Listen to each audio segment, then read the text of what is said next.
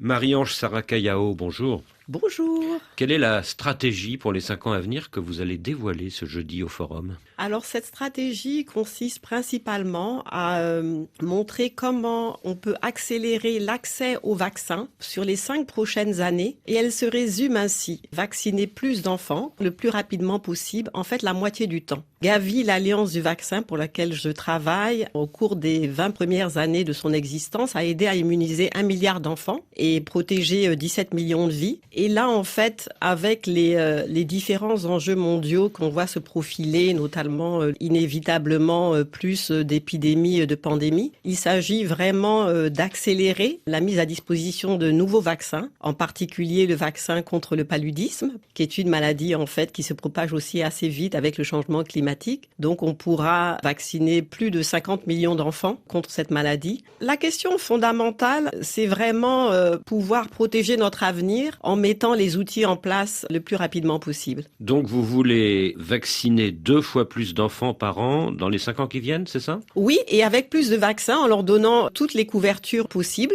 Par exemple, laissez-moi vous parler du vaccin contre le cancer de l'utérus. Le cancer de l'utérus est en fait, en ce moment, la principale cause de mortalité des jeunes femmes en Afrique, alors qu'avant, c'était principalement au moment de l'accouchement. Et on a ce vaccin incroyable qui permet d'éliminer 90% des cas. Et grâce à cette solidarité mondiale, on peut mettre ce vaccin à disposition et immuniser plus de 120 millions de filles au cours des 5 prochaines années. Pendant la pandémie du Covid-19, il y avait beaucoup de vaccins au nord et très peu de vaccinés au sud. Quelles leçons vous en avez tirées pour les années à venir ? Si une nouvelle pandémie éclate. Alors cette stratégie, justement, met en place un instrument financier qui s'appelle l'accélérateur de production africaine de vaccins pour justement toucher ce problème de la distribution mieux répartie des vaccins dans le monde. Et cet instrument financier va permettre d'encourager la production locale de vaccins et surtout les vaccins dont on a le plus besoin, par exemple sur le continent africain. J'ai parlé du paludisme, mais il y a aussi le choléra où en ce moment il y a beaucoup d'épidémies, la fièvre jaune, Ebola par exemple. Et donc dans le cadre de cette stratégie, cet accélérateur donc africain de production de vaccins va encourager la production locale et on espère aujourd'hui avoir plusieurs annonces. Mais j'espère que vous allez nous écouter et entendre justement ces annonces précises de différents pays et producteurs de vaccins qui vont répondre à l'appel. Oui, parce que ce jeudi sont à Paris le président du Sénégal, le président du Rwanda, celui du Botswana. J'imagine que ces pays vont annoncer quelque chose. Ces pays, en fait, viennent pour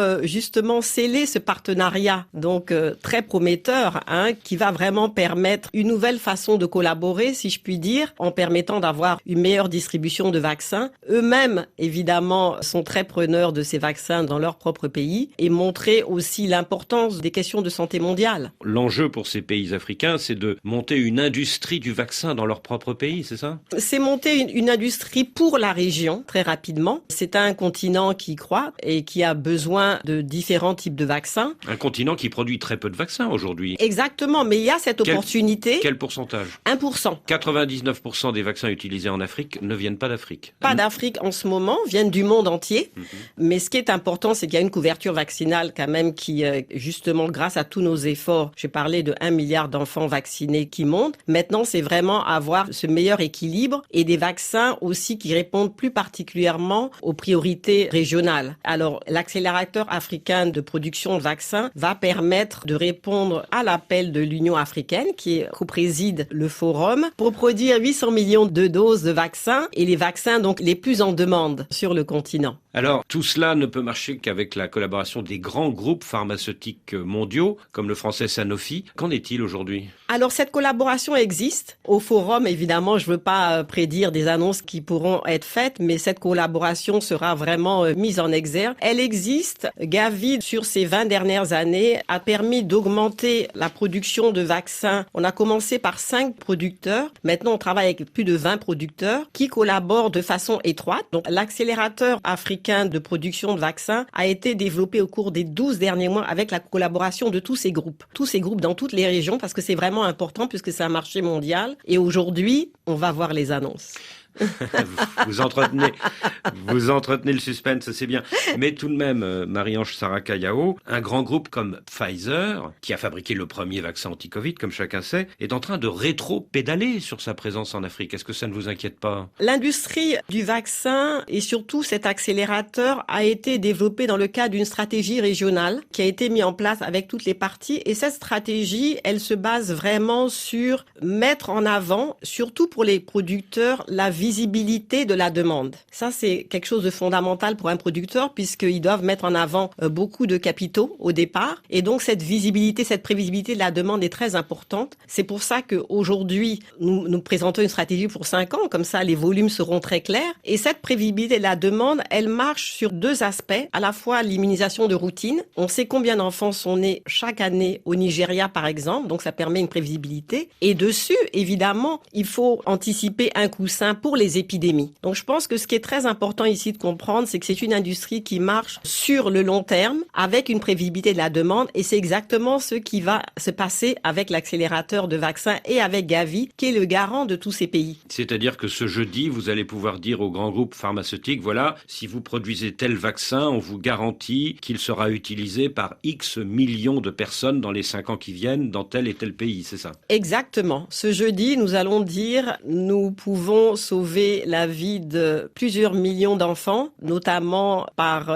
tant de volume pour le vaccin du paludisme, par tant de volume pour le vaccin contre le cancer de l'utérus, pour lutter contre les épidémies comme le choléra qui font rage, où on a pu déjà, grâce à nos efforts de création de stock, augmenter par plus de 18 fois le stock. Donc cette prévisibilité va encourager tout le monde, à la fois les pays qui doivent aussi préparer ces campagnes de vaccination et qui ont besoin de cette visibilité aussi pour préparer, les producteurs, les financiers qui eux aussi sauront, et ça c'est très important, que tant de volumes sont nécessaires, donc eux aussi vont pouvoir mettre l'argent sachant que tant de volumes vont être achetés, donc ils peuvent investir dans tel producteur. Et ce manque d'intérêt de Pfizer ou de Moderna pour l'Afrique, qu'est-ce que vous en pensez ?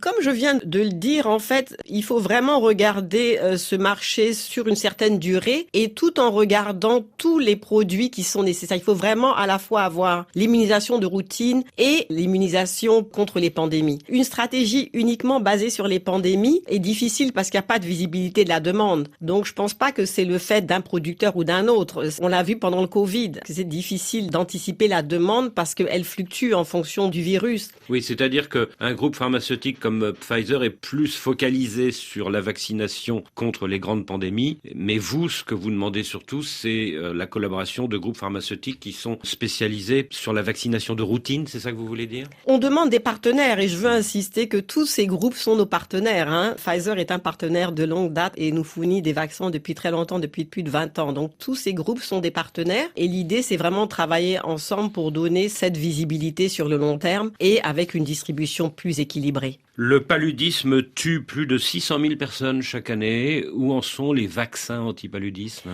Alors ça, c'est vraiment l'espoir qu'on a. Maintenant, c'est un vaccin qui a pris plus de 30 ans à développer parce que c'est un virus très très complexe. On a maintenant 2 vaccins et un des grands objectifs de ce forum, c'est pouvoir encourager donc la production de vaccins. Nous avons déjà à Gavi approuvé l'introduction de ce vaccin dans 22 pays. Comme vous l'avez dit, c'est une maladie plus particulièrement qui tue 1,5 million d'enfants et 90% en Afrique. On a 2 vaccins qui viennent d'être homologués et l'idée c'est de les amener le plus rapidement possible à ces enfants. Et on pense en très peu de temps pouvoir vacciner plus de 50 millions d'enfants. Donc c'est ça vraiment les enjeux dont on parle. Et en même temps c'est un message d'espoir puisqu'on a les outils. Mais ces 2 vaccins, ils n'immunisent pas complètement contre cette terrible maladie. Alors ces 2 vaccins fournissent une protection très considérable contre la maladie. Les essais qui ont été faits au cours des 3 dernières années montrent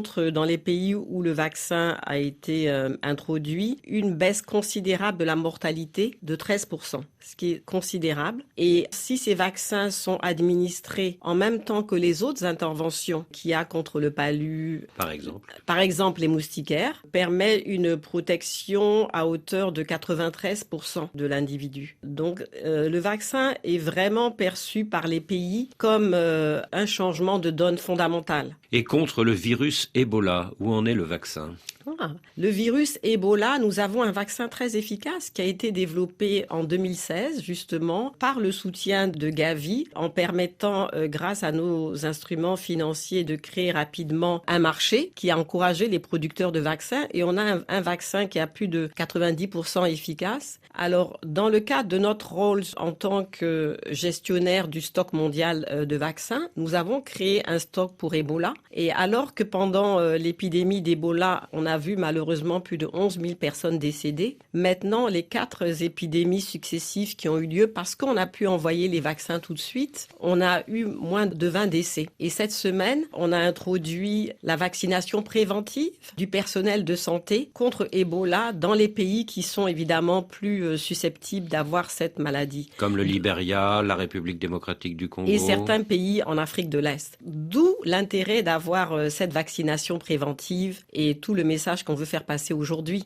1 milliard de dollars promettent les bailleurs de fonds aujourd'hui. 1 milliard pourquoi ? Alors 1 milliard, c'est pour capitaliser cet instrument financier, l'accélérateur africain pour la production de vaccins, puisque c'est un instrument qui va encourager les producteurs locaux. De notre expérience de la production de vaccins, il faut plusieurs années pour évidemment arriver à un niveau rentable. Donc c'est pour aider cette transition dans un marché qui est global, et le producteur local pourra avoir accès à une aide lorsqu'il atteint un certain niveau d'efficacité et lorsqu'il après gagne les appels d'offres. À quand la souveraineté vaccinale des Africains ? Dans 5 ans, dans 10 ans, dans 15 ans ? Elle commence aujourd'hui par justement le lancement de cet accélérateur africain de production de vaccins, parce qu'on voit tout de suite des opportunités immédiates, que ce soit dans le domaine du choléra, dans le domaine du vaccin contre le cancer de l'utérus, pour la malaria. Évidemment, je ne veux pas encore prédire des annonces qui vont être faites, mais restez à l'écoute et vous verrez qu'elle commence aujourd'hui. Il y a des élections importantes en France dans quelques jours et aux États-Unis dans 4 mois. Est-ce que vous ne craignez pas que les futurs gouvernants ne tiennent pas les promesses qui vont être faites aujourd'hui ? Au cours de nos 25 années d'existence à Gavi, on a constaté que les questions de santé mondiale, surtout la protection des populations, restent vraiment au cœur de l'intérêt des gouvernements et des populations. Et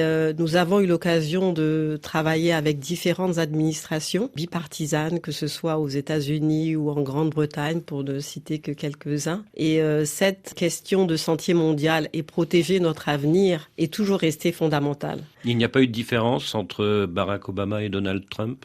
Je crois qu'il faut revenir à la question fondamentale. La question fondamentale, c'est qu'aujourd'hui, nous avons des enjeux globaux incroyables, une accélération du changement climatique, et qu'il y a un risque d'accélération de vecteurs qu'on n'a jamais vu. Et il y a des solutions, il y a des vaccins, et il s'agit de les amener le plus rapidement possible aux populations. Et je crois que c'est ça que tous ces gouvernements se disent, et c'est comme ça qu'ils abordent la question. Heureusement. Donc l'administration républicaine aux États-Unis n'a pas été moins généreuse que l'administration démocrate. Toutes ces administrations ont vraiment gardé ces préoccupations au cœur de leur politique. Et nous avons pu travailler avec eux et accélérer. Je vous ai parlé de l'impact que nous avons eu, plus de 1 milliard d'enfants vaccinés. Et cet impact continue. Et j'espère aussi qu'aujourd'hui, vous pourrez voir cette démonstration justement bipartisane. Il n'y a pas eu un manque à gagner entre 2016 et 2020.